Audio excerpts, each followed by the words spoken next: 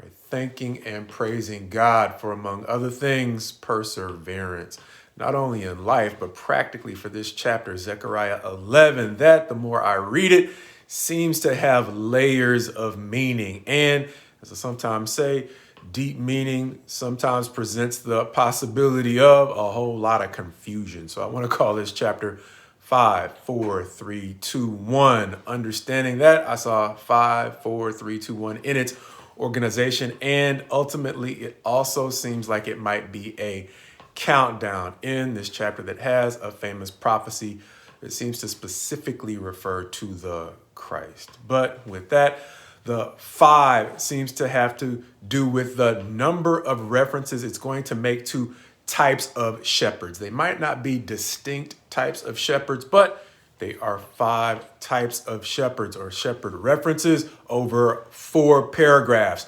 one for each of the shepherd references, with another shepherd, the shepherd of the flock doomed to be destroyed, being kind of a through line in the last 3 paragraphs. In those 3 paragraphs, he's going to identify 3 shepherds that seem to have come before him over the flock with 2 staves. They're going to be the tools that he uses to shepherd the flock doomed to be destroyed.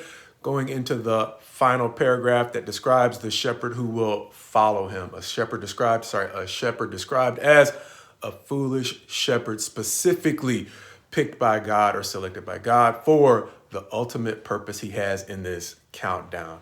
However, breaking down the 4 paragraphs, the first paragraph seems to refer to the wailing of the shepherds and the destruction of what it was that they had. Understanding that the second paragraph is going to show us the call of the shepherd over the flock doomed to be destroyed, further discussing a group of shepherds that came before him, a group of shepherds that seem to be more directly connected to the flock that he is called to shepherd now. Understanding that they may be the same as the shepherds referred to in the first paragraph, but it's not clear, so I just don't know.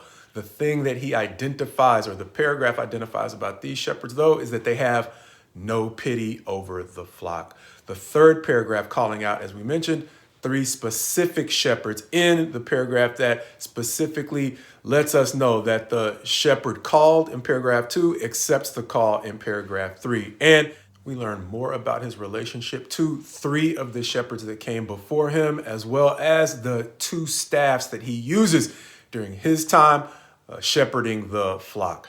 2 staffs representing favor, or one representing favor and the other representing union. 2 staffs that he will eventually break as a result of his frustration in his time shepherding the flock. Understanding that one represents the breaking or annulling of the covenant of favor that he had with the people, the other breaking the covenant or the brotherhood of union that he had between Israel and Judah as he prepares to move on, offering to essentially what we might call be cashed out for his time in service with the flock. He simply says, pay me if you want. If not, don't worry about it. As the latter half of that paragraph shows them valuing him at 30 pieces of silver, pointing forward to the time of the Christ and the price at which Judas betrayed him. Going on, though, in the final paragraph, after he has moved on from the flock doomed to be destroyed, he is called to carry the tools, or once again, take up the tools of a foolish shepherd, understanding that God is raising a foolish shepherd that, similar to the shepherds in paragraph 2, does not care for the flock.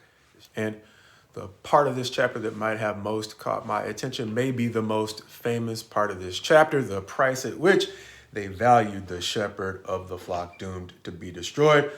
Understanding that, I had an expectation that when I hit the footnote on that passage in this chapter, that it would point me forward to one of the Gospels, and it did, forward to Matthew 26 and 27, but I did not necessarily expect it to also point me back to Exodus 21, which reminds me of the price of one, or a slave in particular, pierced through, where it says, if the ox gores a slave, male or female, the owner shall give their master 30 shekels of silver, and the ox shall be stoned.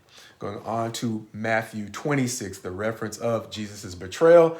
Around about verse 14, it's going to say, then one of the 12, whose name was Judas Iscariot, went to the chief priests and said, what will you give me if I deliver him over to you? And they paid him 30 pieces of silver. Chapter 27, going on to describe Judas's regret for betraying innocent blood and his attempt to return the money, the 30 pieces of silver that he gave back, eventually being used to buy the potter's field, bringing us back to Zechariah 11. And beyond the 30 pieces of silver, one of the similarities that seem to stand out to me between Zechariah 11 and Matthew's gospel is the frustration of the shepherd of the flock doomed to be destroyed and the frustration of the Christ in his work, leaving both the Christ in Matthew and the Zechariah 11 shepherd that I'll simply call the Good Shepherd, drawing on John's imagery of the Good Shepherd, leaving them both to simply remove themselves from standing between the people and the natural consequences of their choices, understanding that God's judgment can take many forms. In this chapter, Zechariah 11, it seems to take a form similar to what Christ describes in Matthew 23, towards the end of the chapter in verse 37, in another relatively famous passage that reads, O Jerusalem, Jerusalem, the city that kills the prophets and stones those who are sent to it. How often would I have gathered your children together as a hen gathers her brood under her wings, and you were not willing. See, your house is left to you desolate. Going back to Zechariah 11, it's super similar to what we see when the shepherd over the flock, doomed to be destroyed, seems to simply leave them to self-destruction. Verse 6 reading, for I will no longer have pity on the inhabitants of this land, declares the Lord. Behold, I will cause each of them to fall into the hand of his neighbor and each into the hand of his king. Verse 9 going on to say, so I said, I will not be your shepherd. What is to die, let it die. What is to be destroyed, let it be destroyed. And let those who are left devour the flesh of one another.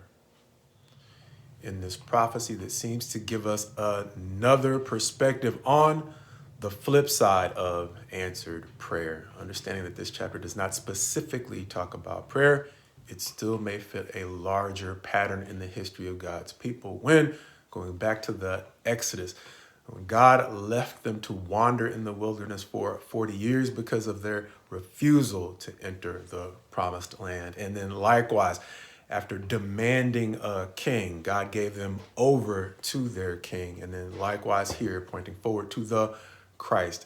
Zechariah's prophecy once again reminds us of what happens when God becomes frustrated with trying to guide us according to his counsel and his ways, and gives us over to the unforeseen consequences of doing things our way.